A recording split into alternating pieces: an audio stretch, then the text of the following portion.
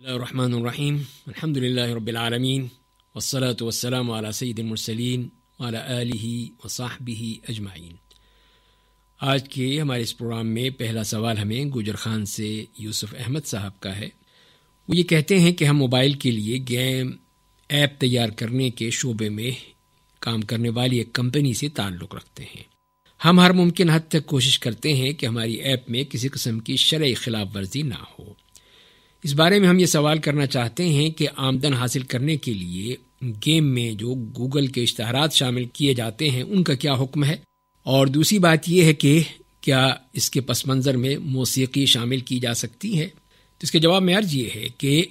جتنی بھی اس قسم کے گیم بنائے جاتے ہیں ان میں کافی خرابیاں پائی جاتی ہیں۔ یہ خرابیاں دیگر ویب سائٹس پر بھی ظاہر ہونے والے گیمز میں متعلق مشہوریوں میں دیکھی جا سکتی ہیں۔ ان گیمز میں شرعی قباحتیں بھی پائی جاتی ہیں، نیز ان گیمز کا مسلمان بچوں پر منفی اثر پڑتا ہے، اس لیے اس پر اس قسم کے اشتہارات لگانا صحیح نہیں ہے۔ جب تک کہ ہر گیم کو اچھی طرح کنگھال کر چیک نہ کر لیا جائے اس وقت تک یہ منع ہی رہے گا۔ لہذا اس بات پر اطمینان ہو جائے کہ اس میں کوئی شرعی مخالفت نہیں پائی جاتی ہے تو پھر تو ہو سکتا ہے کہ اس کو قبول کر لیا جائے۔ دوسری بات یہ ہے کہ موسیقی کی ممانعت اور حرمت کے بارے میں واضح شرعی نصوص موجود ہیں، جیسے کہ رسول اللہ صلی اللہ علیہ وسلم نے فرمایا ہے کہ میری امت میں ایسے برے لوگ پیدا ہو جائیں گے جو بدکاری، ریشمی لباس پہننے، شراب پینے، گانے بجانے کو حلال سمجھ لیں گے۔ ان میں سے کچھ لوگوں کی جماعت پہاڑ کی چوٹی کے پاس پڑاؤ ڈالنے کے لیے اترے گی تو وہاں سے بکریوں کے چرواہے ان کے مویشیوں کو صبح و شام لائیں گے اور لے جائیں گے۔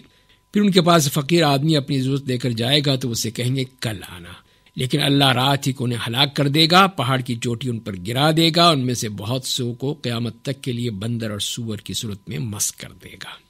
تو لہذا اس سے معلوم یہی ہوا کہ اس میں جو معازف کا لفظ ہے اس حدیث میں تو اس سے تمام قسم کے آلات مراد ہیں، اور اسی لیے پھر ہمیں اس کا خیال رکھنا چاہیے کہ اس قسم کے پس منظر میں ہی چاہے کیوں نہ ہو ایسی موسیقی کا استعمال جائز نہیں ہے،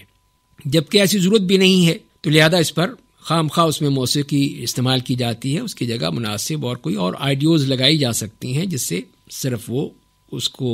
پیش کرنا مقصود ہو اور کوئی مقصود نہ ہو۔ اور تیسری بات یہ ہے کہ آپ کا یہ کام ممکن ہے آپ کے اور تمام مسلمان بچوں کے لیے خیر کی کنجی ثابت ہو، اور اس کے برعکس بھی ہو سکتا ہے۔ چنانچہ سیدنا جریر ابن عبداللہ رضی اللہ تعالیٰ عنہ سے مروی ہے کہ رسول اللہ صلی اللہ علیہ وسلم نے فرمایا ہے کہ جو شخص اسلام میں کوئی اچھا طریقہ اپنائے اور بعد میں اس کے طریقے کو اپنا لیا جائے تو سب سے پہلے اچھا طریقہ اپنانے والے کو بعد میں اپنانے والے سب لوگوں جیسا اجر ملے گا، نیز ان میں سے کسی کے اجر میں کوئی کمی بھی نہیں کی جائے گی۔ اور جو شخص اسلام میں کوئی برا طریقہ اپنائے اور بعد میں اس کے برے طریقے کو اپنا لیا جائے تو سب سے پہلے برا طریقہ اپنانے والے کو بعد میں اپنانے والے سب لوگوں جیسا گناہ ملے گا، نیز ان میں کسی کے گناہ میں کوئی کمی بھی نہیں کی جائے گی۔ اور اسی طرح ایک اور حدیث میں جو حضرت ابو ہریرہ رضی اللہ تعالیٰ عنہ سے مروی ہے کہ رسول اللہ صلی اللہ علیہ وسلم نے فرمایا ہے کہ جو شخص کسی نیکی کی دعوت دے تو اس کی دعوت پر چلنے والوں جیسا اجر و دعوت دینے والے کے لیے بھی ہوگا، ان میں سے کسی کے اجر کو کم نہیں کیا جائے گا۔ اور جو شخص کسی برائی کی دعوت دے تو اس کی دعوت پر برا عمل کرنے والوں جیسا گناہ دعوت دینے والے کے لیے بھی ہوگا، اور ان میں سے کسی کے گناہ کو کم نہیں کیا جائے گا۔ تو امام نووی رحمہ اللہ فرماتے ہیں یہ دونوں احادیث اچھے طریقوں کو دریافت کرنے کی واضح طور پر ترغیب دے رہی ہیں، اور اس کے ساتھ ساتھ جو برے طریقوں کو ایجاد کرنے کی حرمت بتلا رہی ہیں، یہ بھی کہ اچھا طریقہ دریافت کرنے والوں کو قیامت تک اس کے طریقے پر چلنے والے جیسا اجر ملتا رہے گا، اور اگر کسی نے کوئی برا طریقہ دریافت کیا تو اس پر قیامت کے دن تک سب لوگوں کا گناہ ہوگا جو اس کے طریقے پر چلیں گے۔ اسی طرح جو کسی نیکی کی ترغیب دلاتا ہے تو اس کی ترغیب پر عمل کرنے والوں جتنا اجر ترغیب دلانے والوں کو بھی ملے گا، جبکہ اگر کوئی برائی کی ترغیب دیتا ہے تو اس کی ترغیب پر عمل کرنے والوں جتنا گناہ ترغیب دلانے والے کو بھی ملے گا، چاہے اچھائی یا برائی اس نے خود ایجاد کی ہو یا اس سے پہلے کسی نے ایجاد کر لی ہو۔ اور یہ ثواب تعلیم، عبادت، ادب، ہر طرح کے عمل پر مل سکتا ہے، دیا جا سکتا ہے اللہ کی طرف سے۔ اسی لیے پھر آپ کو اور آپ کے ساتھ جو ویب سائٹ یا دیگر کسی ڈیجیٹل پلیٹ فارم پر کام کرنے والے لوگوں کی ذمہ داری یہ بنتی ہے کہ آپ کا کردار اچھے عمل کی دریافت یا رہنمائی والا ہو، اس کام کی نیکی دیر تک باقی رہے، اور جو بھی ان پر عمل کرے تو اس کا اجر آپ کو بھی ملے گا۔ تو اس کا طریقہ کار یہ ہوگا کہ آپ جو بھی گیم ڈیزائن کریں مفید ہونی چاہیے، جو تہذیب سکھاتی ہو، مسلمان بچوں کی دینی، ادبی، اخلاقی تربیت کرنے والی ہو، شرعی قباحتوں سے پاک ہو، اور آپ اس سارے کام کے دوران نیک نیتی سے شامل حال رکھیں، تو پھر دیکھیے کہ پھر یہ آپ کا عمل کتنا مبارک ہوگا اور کتنے لوگوں کے کام آئے گا۔ اور اس میں خاص طور پہ اس بات کو ہمیں ذہن میں رکھنا چاہیے کہ بچوں کے ذہن فوراً ہر چیز کو قبول کر لیتے ہیں، اس کو اپنے ذہن میں جگہ دے دیتے ہیں، اس لیے کہ ان کے پاس اور تو کوئی چیز نہیں ہے، لیکن وہ جو دیکھتے ہیں، جو ان کو دکھایا جاتا ہے، چاہے وہ یہ گیمز کی صورت میں ہو یا آج کل کے اس دور میں اشتہارات کی صورت میں ہو، ڈراموں کی صورت میں ہو، فلموں کی صورت میں ہو،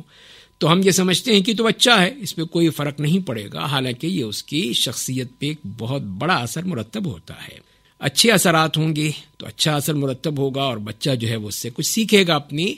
زندگی کے لیے، اور اگر برے اثرات ہیں تو پھر اس کی زندگی پر اس کے برے اثر پڑیں گے۔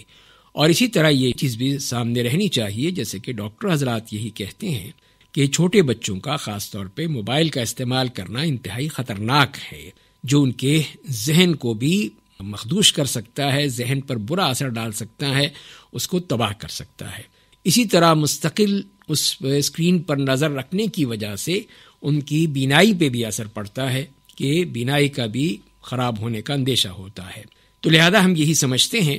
کہ بچپن کے اس عرصے میں بچوں کو فوراً ہی موبائل دے دینا یہ خطرے سے خالی نہیں ہے،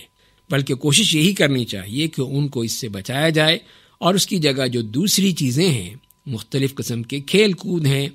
اور بھاگ دوڑ ہے، بچوں کی جو اس قسم کی جتنی بھی ایسی ایکٹیویٹیز ہیں ان میں ان کو استعمال کیا جائے، ان کو ادھر لگایا جائے، تاکہ وہ جہاں جسمانی طور پر بھی محفوظ رہے اس قسم کی قباحتوں سے، اور اس کے ساتھ ساتھ جو ان کے ذہنی نشو و نما ہے اس کو بھی وہ خراب نہ ہو سکے، اس سے بھی وہ بچ جائیں۔ تو یہ تمام چیزیں اگر ہم سامنے رکھیں گے اور اپنے بچوں کی تربیت کریں گے تو یقین جانیے کہ وہ بچے بڑے ہو کر ضرور ایک مفید شہری بن کر، مفید مسلمان بن کر اس معاشرے کی خدمت کریں گے۔ لیکن اگر آپ نے شروع ہی سے ان کے ذہن میں اس قسم کے الٹے سیدھی باتیں آ گئیں تو وہ پھر اس کے لیے ایک مضر شہری بھی بن سکتے ہیں، جو ہمارے لیے نقصان دہ ہوگا۔ تو اسی لیے ضرورت اسی بات کی ہے کہ اس قسم کی جو بھی ایسی ایکٹیویٹیز کی جاتی ہیں یا گیم بنائی جاتی ہیں اس میں اس بات کا خیال رکھا جائے کہ اس سے بچوں کے اخلاق تباہ نہ ہوں، ان کے ذہنی نشو و نما خراب نہ ہو۔ اللہ تعالی ہم سب کو عمل کرنے کی توفیق عطا فرمائے۔